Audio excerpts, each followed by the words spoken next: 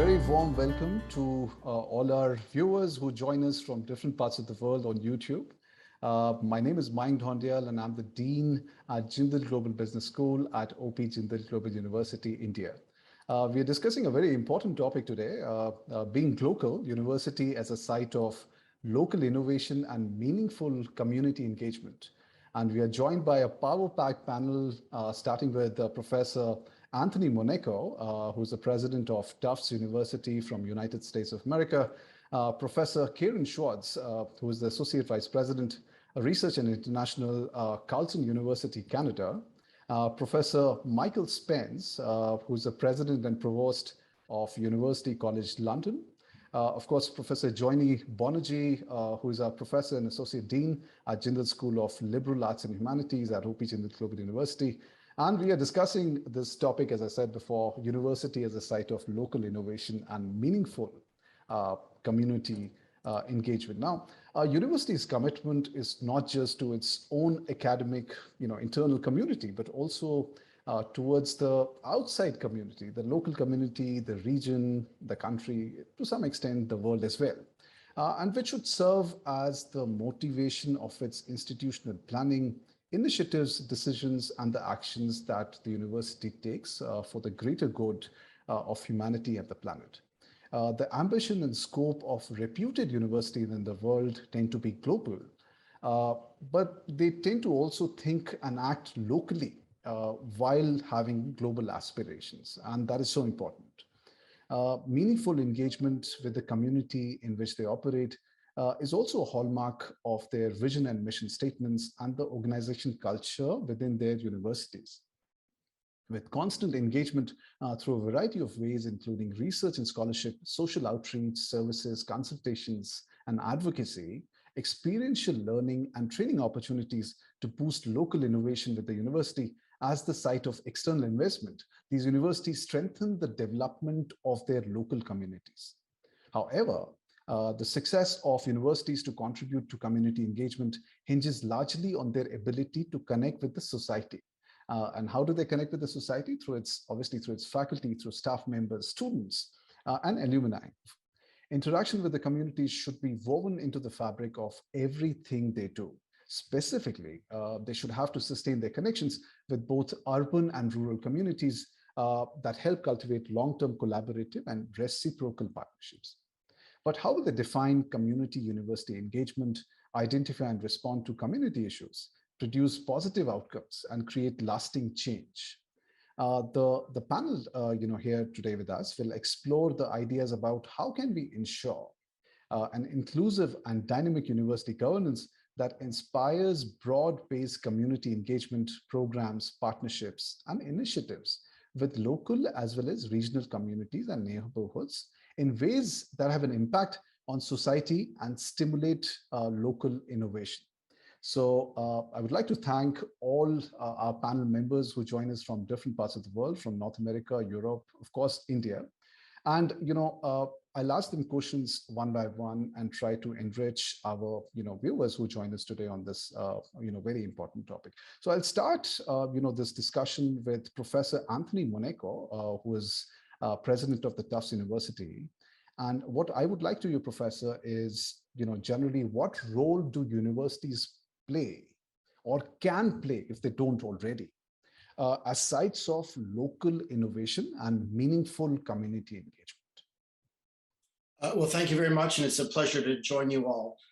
Look, universities give a benefit to individuals, obviously, through their education and how they go on to their careers and give back to society, but they also have an effort, and part of our mission here at Tufts is to work with our local communities to help them endeavor on their needs. And that is, I think, the most important aspect of this type of work is understanding the needs of the community. And to do that, you have to be porous. They have to be able to come into the university and understand where they can find resources and talent they need for their mission.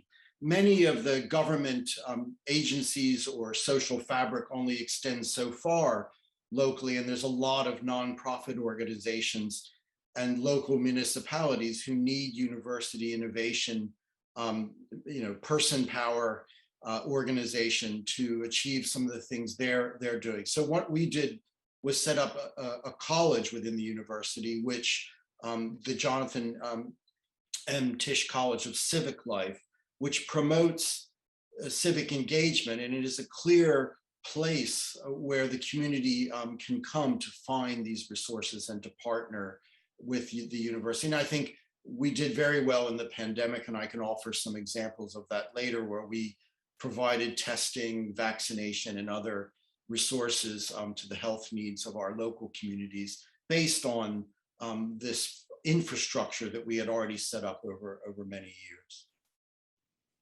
Thank you very much, Professor Anthony, for that answer. Let me go to, Professor Karen Schwartz and ask her, because, given that she comes from a slightly different geography from Canada.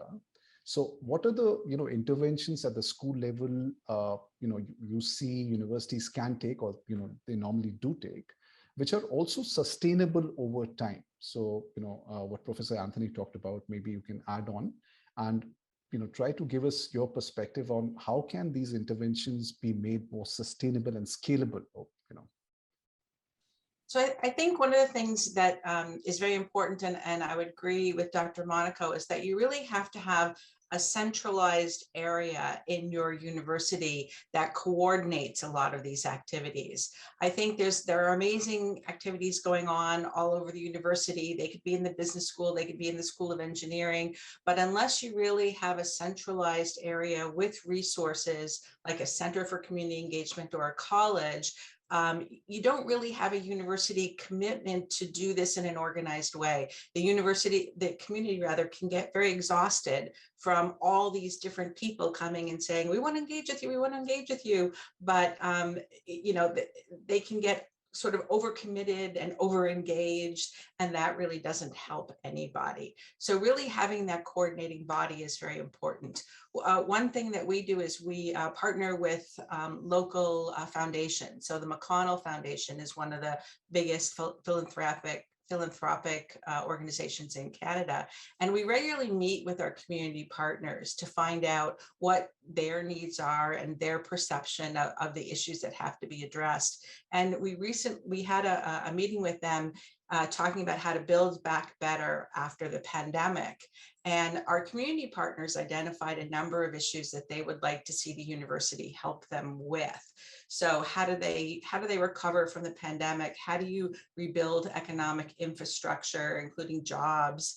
How is this hybrid workplace going to work out? What is this model going to look like? What happens to downtown centers when you have a hybrid working model and people aren't going to the big office towers downtown, and the restaurants and the mom and pop shops aren't feeding people? And how do you renew a sense of community when everybody's been locked down in their homes and haven't had all the opportunities to meet and connect and interact? And so our community partners have been reaching out to us to help us, mobilize the knowledge that we create here in the university to help address some of these really important social problems post-pandemic.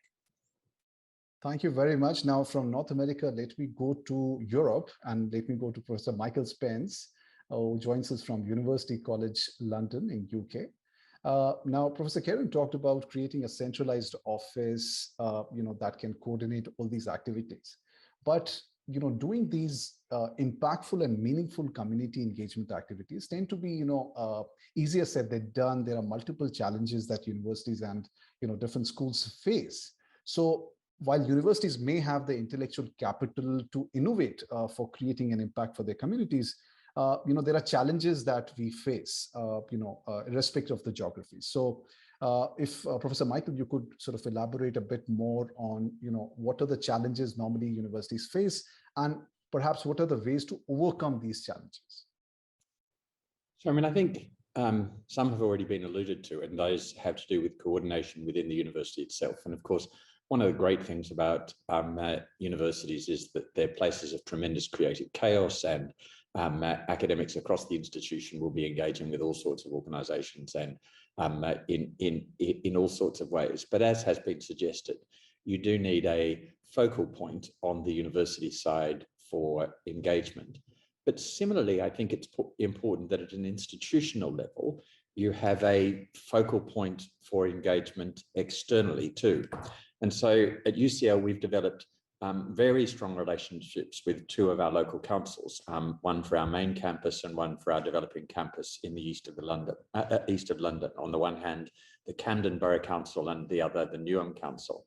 We have an approach to research and engagement and volunteering with those councils that starts with community need as it is perceived by the council, and then builds projects outwards. And of course, because our relationship with the council is multifaceted, we're a major employer in the area, we are involved in estates development in the area, we are responsible for a big part of the, if you take our staff and students, of the population of these boroughs in one way or another, that it's possible to develop a sustained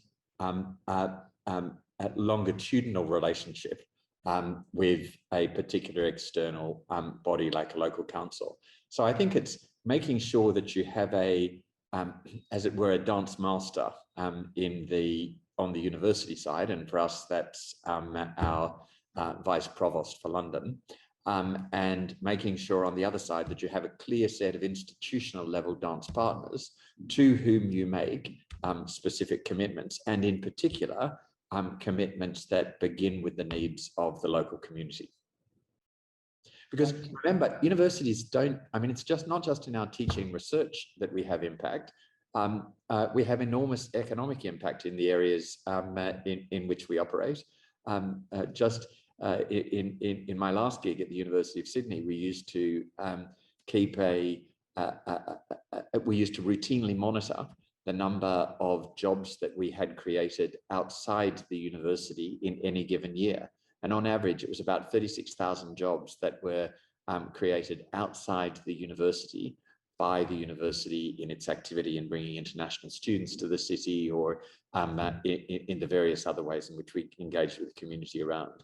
So we are major contributors even before you begin to think about our teaching and research. Thank you, Professor Michael. Let's get a perspective from India in terms of challenges. Now, India represents a very different geography, of course, and what COVID has also, changed the new normal, as we say, right? So a lot of things that we were used to, COVID has changed that, perhaps to some extent permanently. So let me come to Professor Joyny and ask her, from an Indian context, what are the challenges that she has faced, while working, in different institutions in terms of making an impact on society? Sure. Thank you, Mayank. And I teach in a liberal arts school, which has as its ethos, experiential learning and service learning.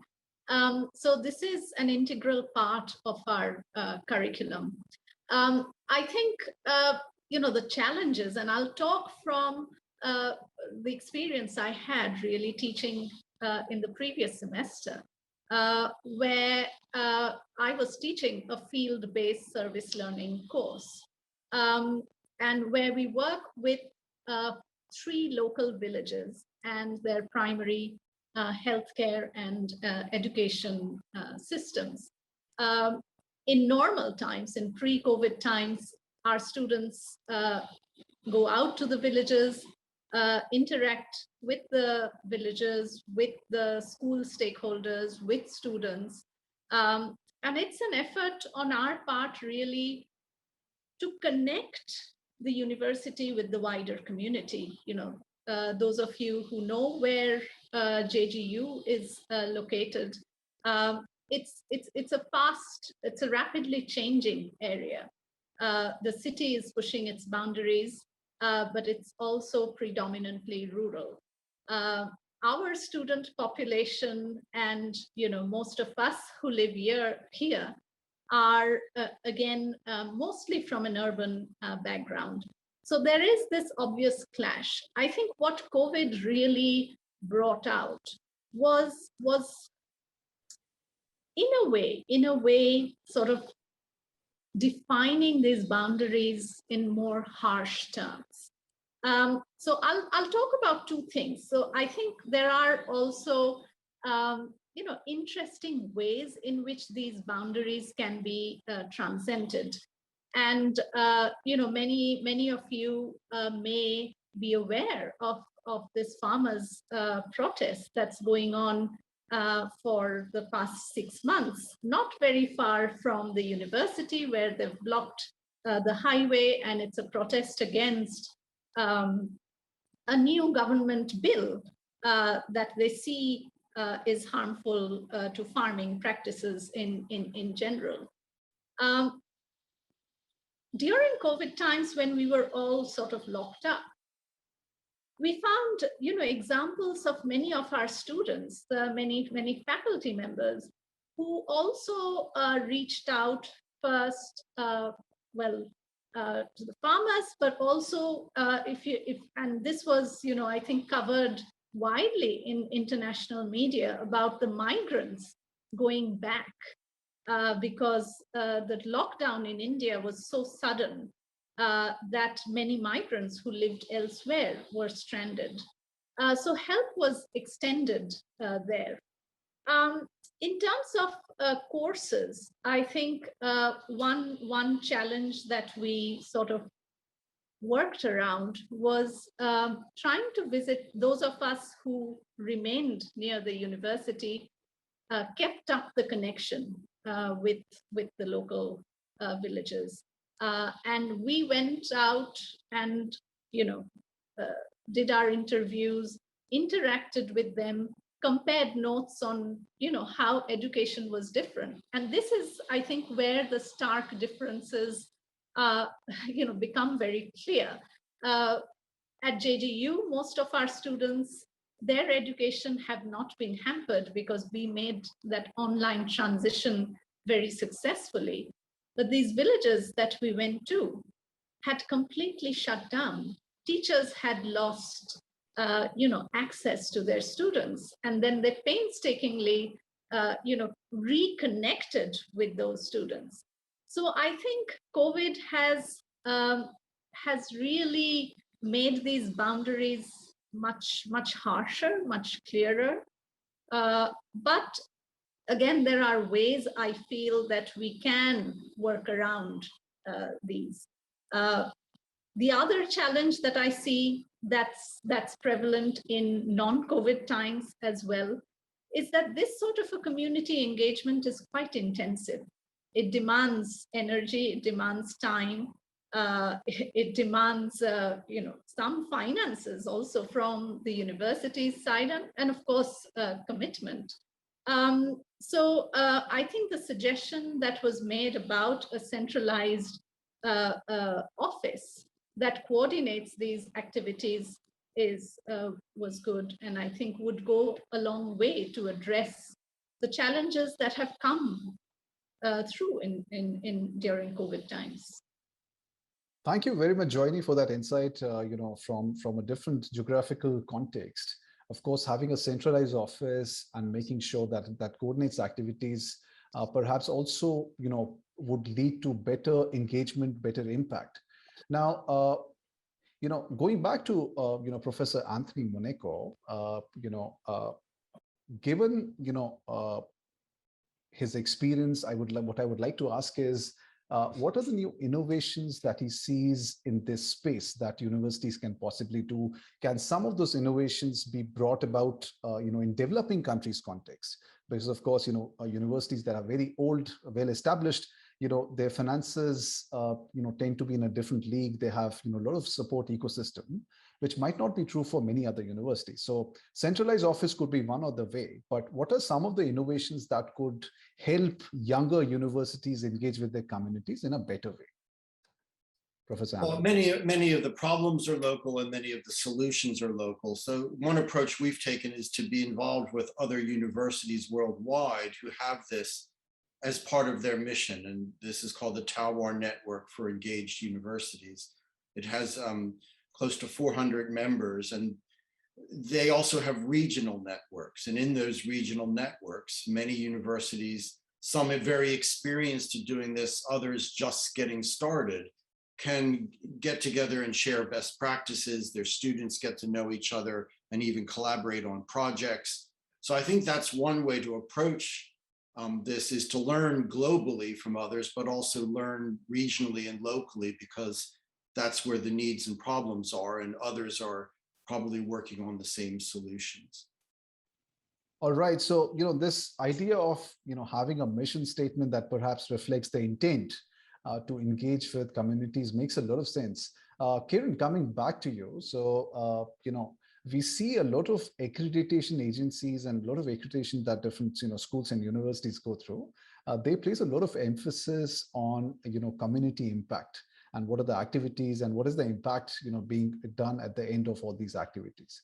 So what is your sense of how the universities and schools can possibly sort of write their mission and vision statements, and to some extent their strategies also, in order to make sure that that community engagement, that impact, more importantly, becomes a major part of their thought process?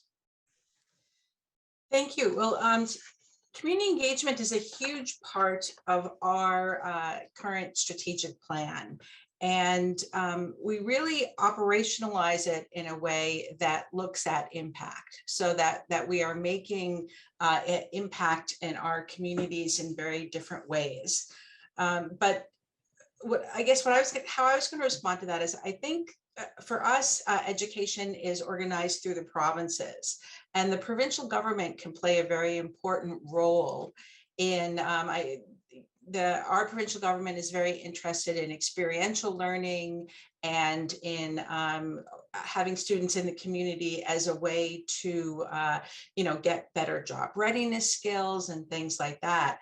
And so that ensures that, because that's where our funding comes from, and we have metrics from the government that we have to meet in terms of experiential learning.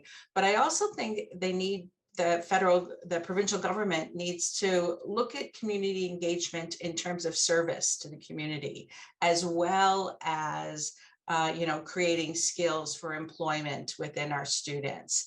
And so if all of the outcome measures are related to students getting jobs and students getting the skills they need to get the jobs, I think we're missing an important piece, which is the service to the community, which is helping community address some of the problems of inequity that have been exacerbated during the pandemic, because we've seen that certain groups have not gotten as ill, have better access to vaccinations, whereas other groups of society have have more frequent deaths and hospitalizations, less uptake of vaccinations.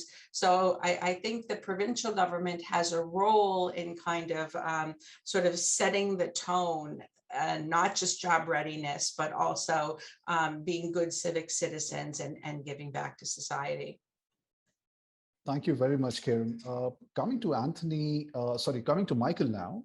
And this innovation is so very important in this particular space of community engagement. So from a UK perspective, maybe Michael, would you like to shed some light on some of the innovations that you experience, something that you think could actually make a lot of difference for universities in making sure they engage effectively with their communities?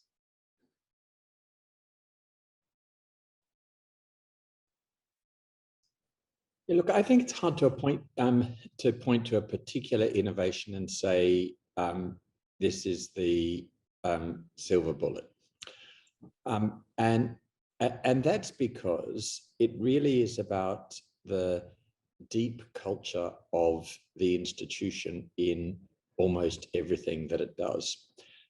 So universities, we know, are places that both create new knowledge and disseminate that knowledge in education and in research and all the rest of it. But they're also places that where it's possible to harvest the intellectual resources of the university to address issues that communities, national, local, international, are facing. Now, if you see so-called engagement as a kind of third leg activity, you do your research, you do your education, and then you do your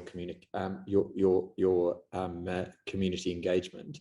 That is, if it's an add-on and a nice to do, it's never really going to be taken seriously by anybody in your community, nor is it likely to be impactful. But if you say, what is the institution's social license to operate? A part of our social license to operate is that communities can see not only that we are creating knowledge that is interesting, but also that we're in some ways creating knowledge that's useful, and that's deep to the DNA of UCL. We were founded in the early 19th century as a part of a movement in the UK towards useful knowledge, that we're interested in creating knowledge that's useful and seeing it used. Then that begins to affect the way you do staff rewards, the way that you think about promotion, the way you think about what counts in the institution, the things you boast about, and that begins to impact on the culture of who you are. And as it impacts on the culture of who you are, as it impacts on the internal culture, it also shifts the nature of your dialogue with the communities that you serve. Because in the add-on model, in that you do community engagement, it's all marked by kind of savior syndrome. And in that it involves work overseas, it can be the worst of imperialist savior syndrome as well. But if it's a part of your DNA, then the needs, the interests, the demand, the expertise of the communities with whom you're partnering begins to shape the work that you do as well. And not just in setting the questions that you address, but in also thinking about how you address them.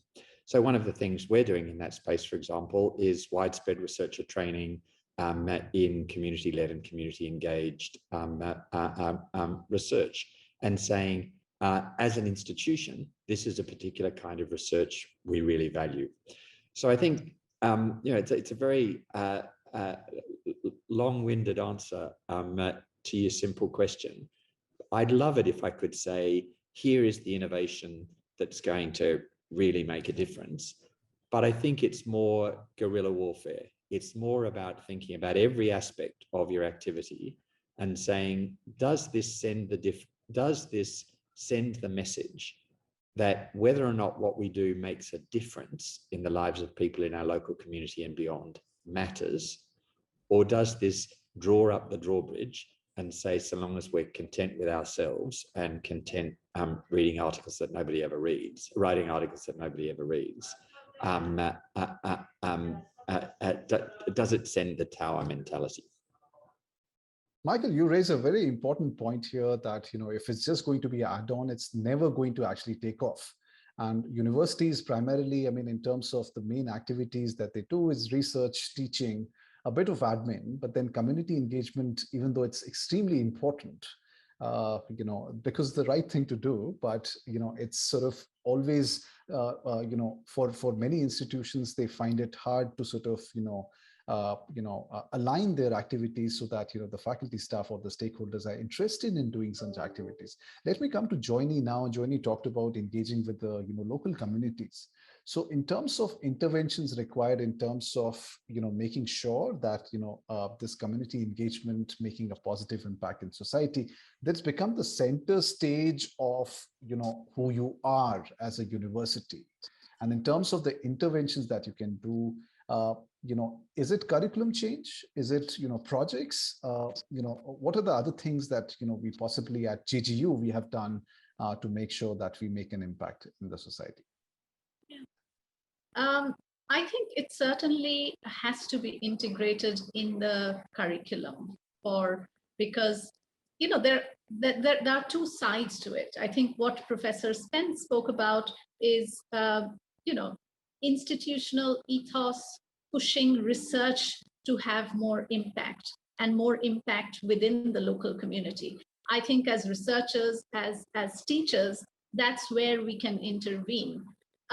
But the students of a university are also an important part. And I feel some sort of communication needs to happen between the students who are there and the outside world. So wherever in the world a student's going to university, they need to be aware of the local context. They need to appreciate the history of that particular place. They need to be aware of the different kinds of projects that the university has initiated in this area. And part of it is definitely integrated within the curriculum. And I think at JGU, we've done this, not just in the School of Liberal Arts, where I'm based, where it is a compulsory course. All students find this course actually quite eye-opening and very, very fulfilling as well. But in the law school, there's a legal aid clinic course where budding lawyers alongside established lawyers also extend help to the local community. So I think it's an overall impact.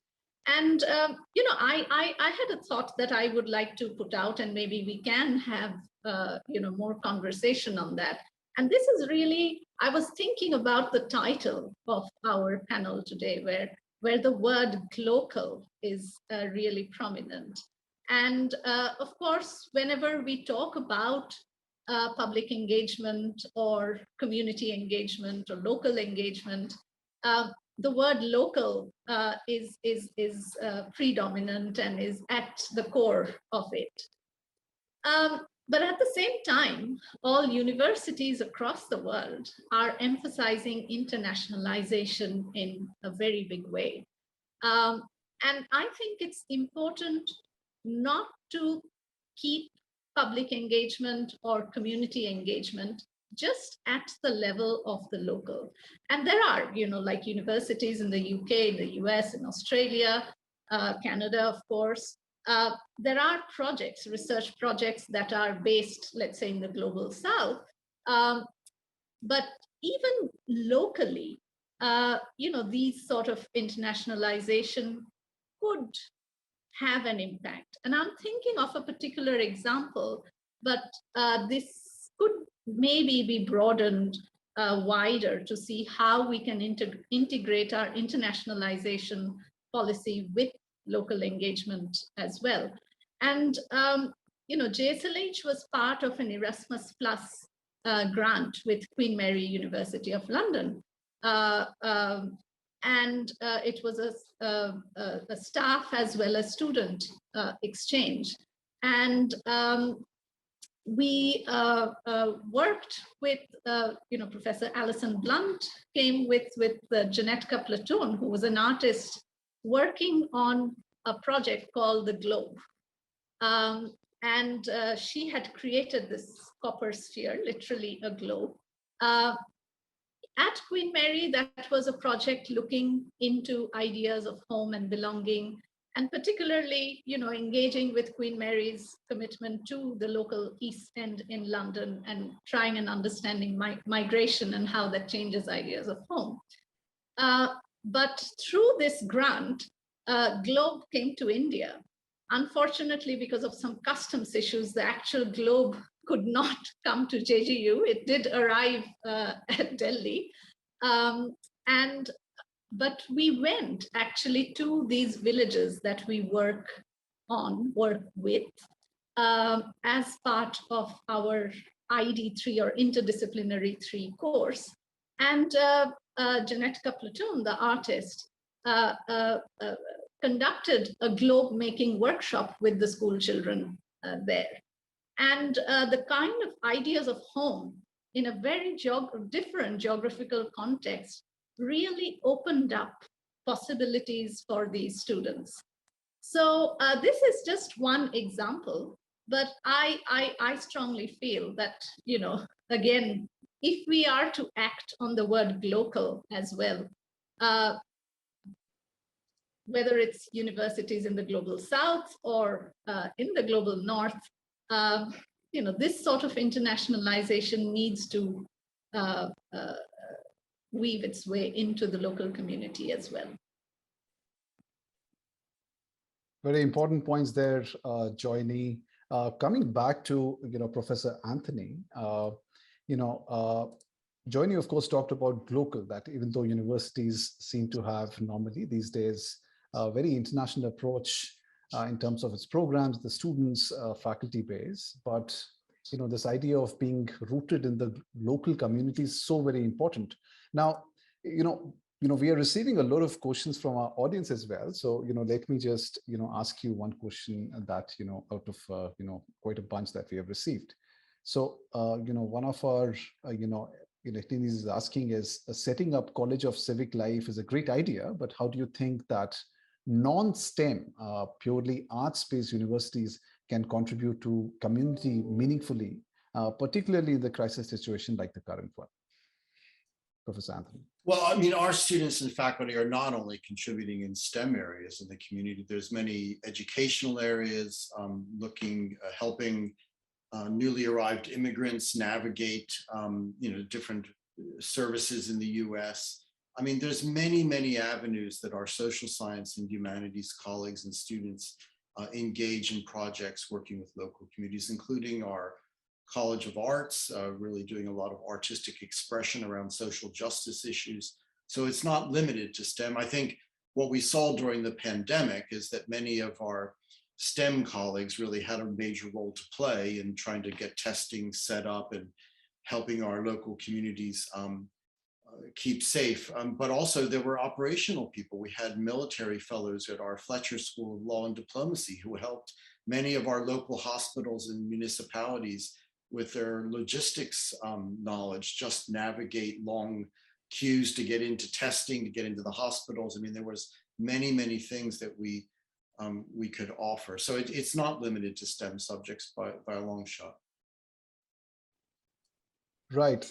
Professor Kiran, so Professor Anthony talked about, this COVID and that being an opportunity to sort of, help communities, from students belonging to sciences and technology schools. But, in a normal times, do you think, there are certain interventions that can be made in pedagogy to sort of, nudge the students and the schools and the university to make a bigger impact for external stakeholders? So what kind of pedagogical interventions you think can possibly improve this involvement and positive impact in the society? So I think that having experiential learning and community engagement being a required part of your course certainly encourages students to be involved. I taught a course on community-based research. I'm from the School of Social Work at my university. And so we went to local community organizations and asked them what their research needs were that they couldn't fulfill themselves. And then groups of students would go out in the community and work with these social service organizations, helping them with their research needs. I would like to get back to Johnny's point about international community engagement, because that's an important part of my portfolio. And I also think it's very important to be engaged, but remembering the issue of reciprocity.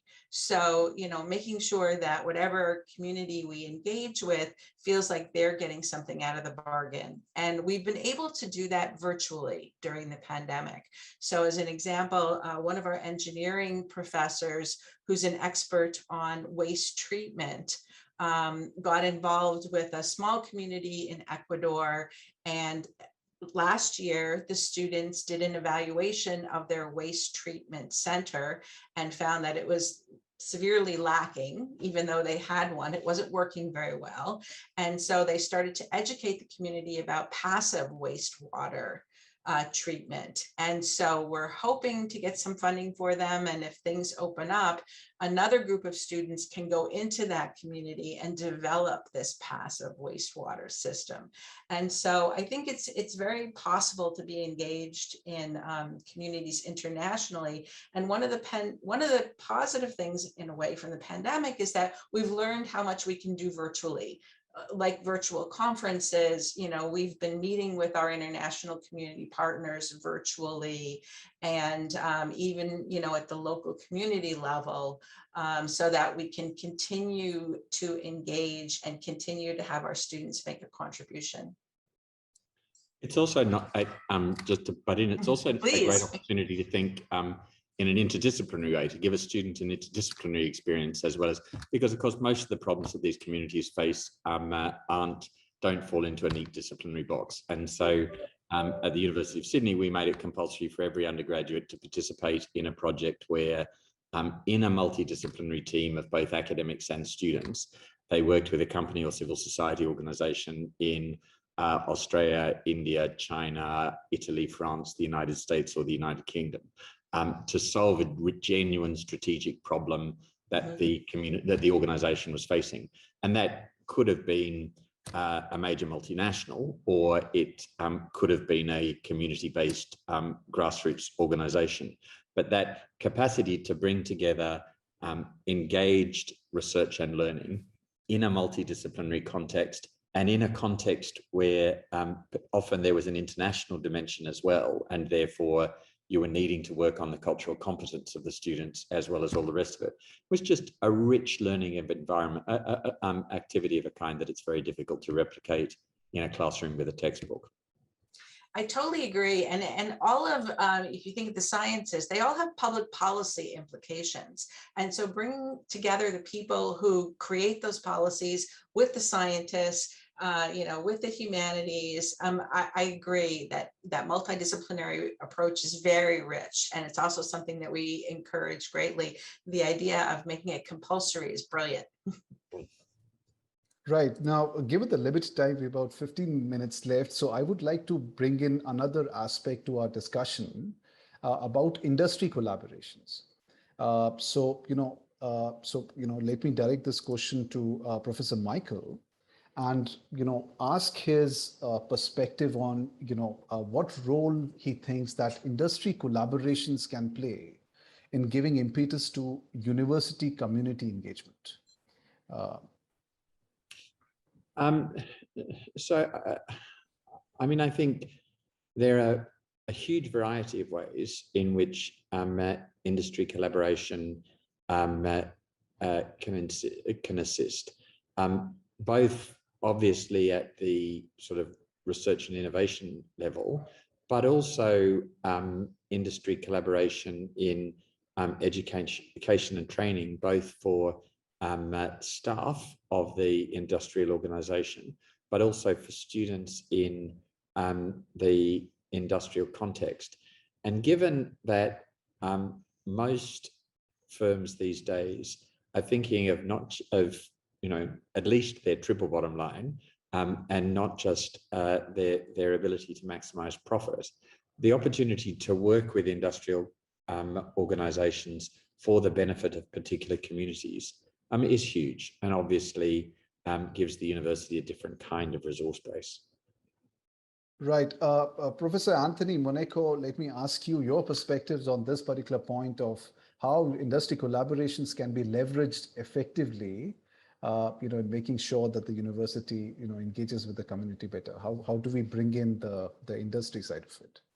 Well, I mean, two ways that I think we're helping industry understand their responsibility is by graduating students who understand their role as citizens of the world. So when they join these companies, many of our students, the first thing they want to find out is, where's the social responsibility office? What is my company doing, for the community? And then a lot of the interactions come through younger, employees who want to do this stuff through these offices, and then they engage with universities and other local nonprofits. Another way is that sometimes you need certain talent or IT or something from a company that's related to a community need. Well, you can easily set up those partnerships. That's probably harder to resource and find, but they are in plenty, certainly in the Boston area, tech and biotech companies that are interested in helping their local communities. It's more of an ethos now than it was in the past. Right. Joining, India obviously presents a different context. So, what do you think this pandemic has taught us in terms of, the role the universities can have, in terms of contributing effectively, in making a positive impact? So, our participants, you only talked about, the farmer protest, how, the universities try to help different stakeholders. Of course, the pandemic situation presents a very different challenge. It's still ongoing.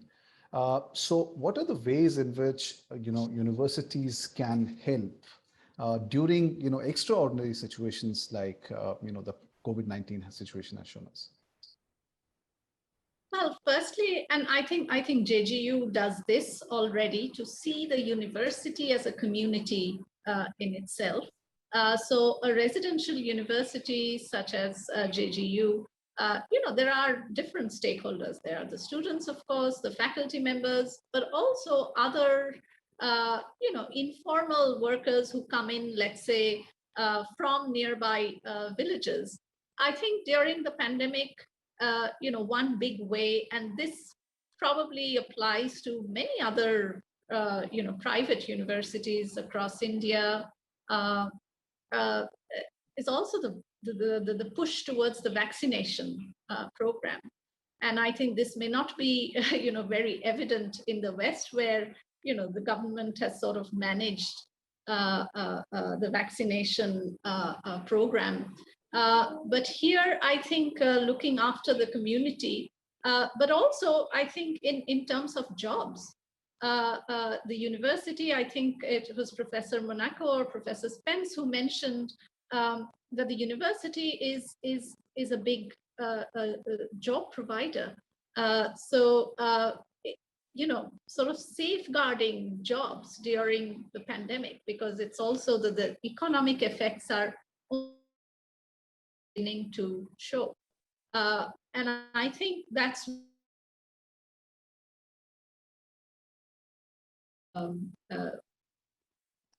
the population that comprises its community. But also, through this, I'll go back to this course that I spoke about, that I taught on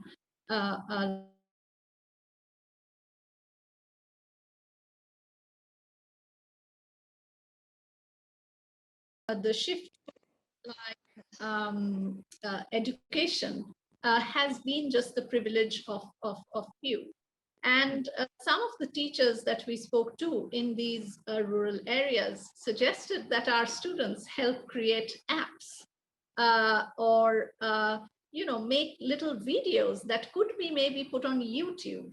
And of course, availability of smartphones is a huge problem even for many people in rural areas. But those sort of just short classes maybe that could be put on YouTube that teachers could use, because it's part of teacher training. And at JGU in JSLH, in the School of Liberal Arts, we've also organized teacher training for these local communities. So there are many challenges posed by the pandemic, but I think it also offers us a chance to really show what we mean by community engagement and put it into practice. Right. Professor Karen, I wanted to ask you, universities, how can they cater to the vulnerable communities? You talked about, the pandemic, and of course, that, presented an opportunity to, extend help to different stakeholders. But during, normal times, how do you think that universities can, be able to, offer help the needy, especially the vulnerable communities? Well, I think they're all part of our community. And so, and students from those communities are present in our university. So the students can provide a lot of guidance to us in terms of what their community's needs are. So we have Muslim student organizations, we have student organizations from all of these different communities. And often they can give us an inroad into the community and understand very clearly what the community needs are, and help sort of stimulate and motivate the university. As well, our faculty members come from many, many different communities. We're very multicultural, many different ethnic and racial groups are represented. And so the faculty members also provide that. We have a large Indigenous community. And so we have an Office of Indigenous Initiatives. We have an Indigenous strategic plan. Truth and Reconciliation is a large movement that's going on in Canada right now. And so our Indigenous strategic plan addresses truth and reconciliation, and what every faculty member and every department can do to incorporate Indigenous ways of knowing into our curriculum, incorporate different, make sure that we have an adequate representation of Indigenous faculty, of Indigenous students. So I think it can start at the student level where they can let us know about their community needs, but it also has to be integrated at the top levels of the university. So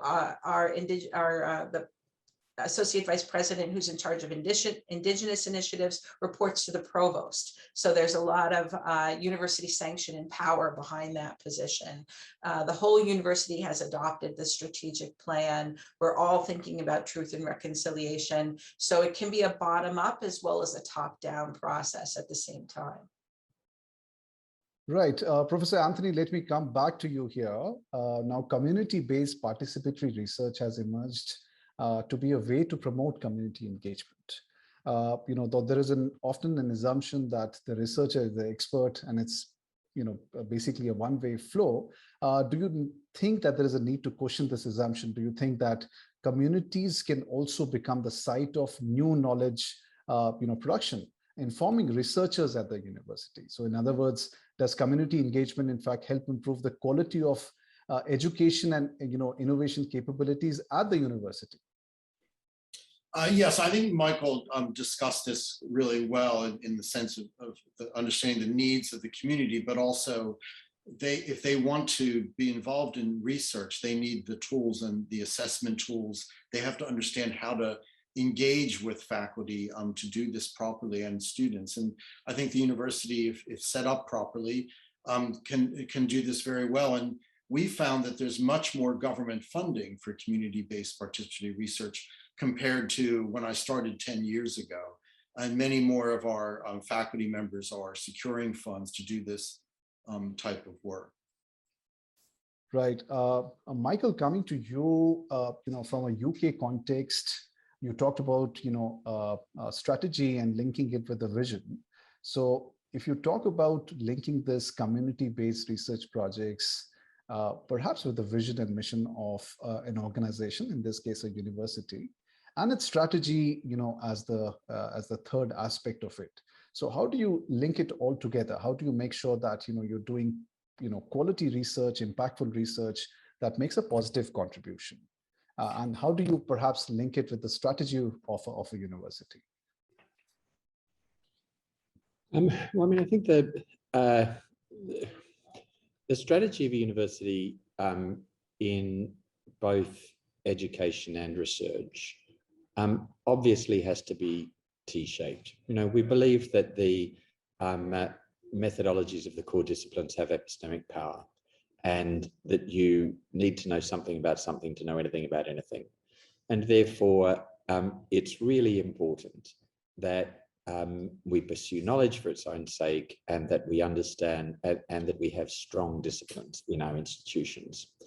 But we also know that the issues that our community are facing are almost inevitably multidisciplinary, and that in order to work effectively once they leave the university, students need to be able to think outside their disciplinary box, and that's something increasingly that employers and others are expecting them to have experience of, not when they're on their first multidisciplinary team or multi-professional team at work, but actually in the university as well.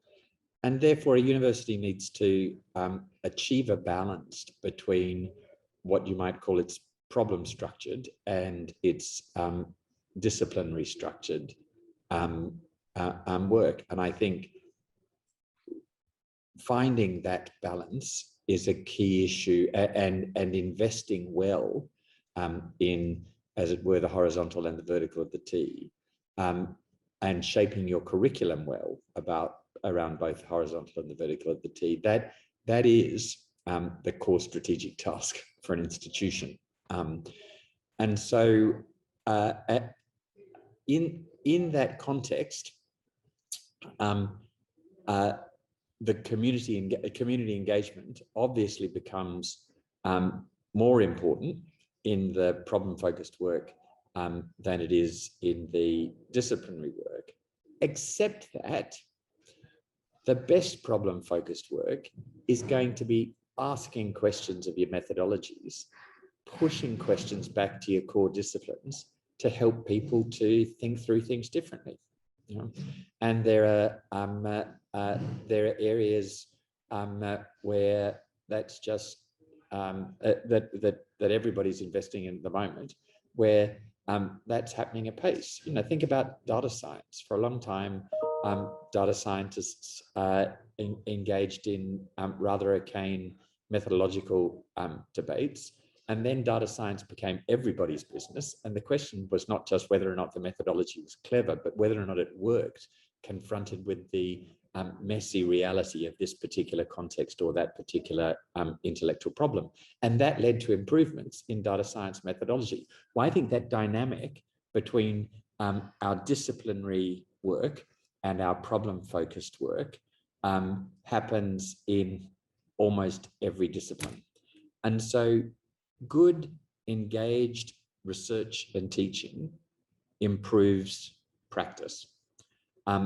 Similarly, it's the case that many of the local issues that we confront raise universalizable intellectual questions, or give rise to potentially generalizable solutions. So many of the problems that we're working with Newham Council in East London are problems faced by large post-industrial urban centres in all sorts of parts of the world. Now, obviously, they need to be adapted to local conditions and all the rest of it. But I don't think there's a tension between the quality of our work and engagement. Strategically, I think high quality engagement actually improves our work in both research and education. But you have to be fussy. You know, not every research project should be being done by a university. True, true. Now, Kieran, let me, we just have a couple of minutes left, so we are pretty much at the end of our conversation. Now, Michael talked about multidisciplinarity, and obviously, problems don't come defined within functional boundaries. And that is so very true nowadays when we see a very complex world, a very dynamic world that, Michael was talking about. So what's your sense of how, multidisciplinarity and multidisciplinary education helps people innovate better? Because innovation, of course, is one of the, important themes that we are looking at, of course, in a context of making positive impact in society. But generally speaking, as a university, how do you think multidisciplinary education helps students innovate better? So I think it's a challenge to get faculty members to operate outside of their discipline. I think that we're trained and we're engrossed in our discipline. That's how we think. And so I think there's got to be structures built in place to help people do that. So we have funding for groups of faculty from multiple disciplines to start research centers so that they can start collaborating together and thinking about things from multiple perspectives. I think, as I said before, there's a policy element to just about anything, especially different scientific investigations, cybersecurity, data science, all of those things have to be looked at from a multidisciplinary perspective, because with data science, the whole thing now about vaccine passports. So that can be a collection of data. There are impacts on people's privacy, on security. How do you store the data? How do you keep it safe? What are the policy implications? So this is an example of, if you look at a problem from a multidisciplinary perspective, whatever solution is going to be put in place is going to be thought out from these different perspectives and will be a better and innovative solution. So I think you have to help faculty members think outside their disciplinary boxes and collaborate. We do that with research centers. We have courses that are taught by faculty members from different disciplines and different faculty. Engineering and public policy collaborate to teach a course on sustainability. Sociology and the sciences collaborate. Our School of Public Policy collaborates with everybody. So if you build that into the DNA of the university, you have research centers that look at problems from that perspective, I think you're going to come out with innovative solutions, because the policy impacts are going to be considered, and the cybersecurity impacts are going to be considered. All of those things will be considered as you approach problems. Thank you very much, Kiran. We have questions pouring in from our audience, but unfortunately, we have just run out of time. So I would like to thank all of you for taking time out for this wonderful, wonderful discussion. Thank you very much on behalf of OP Jindal Global University. Thank you.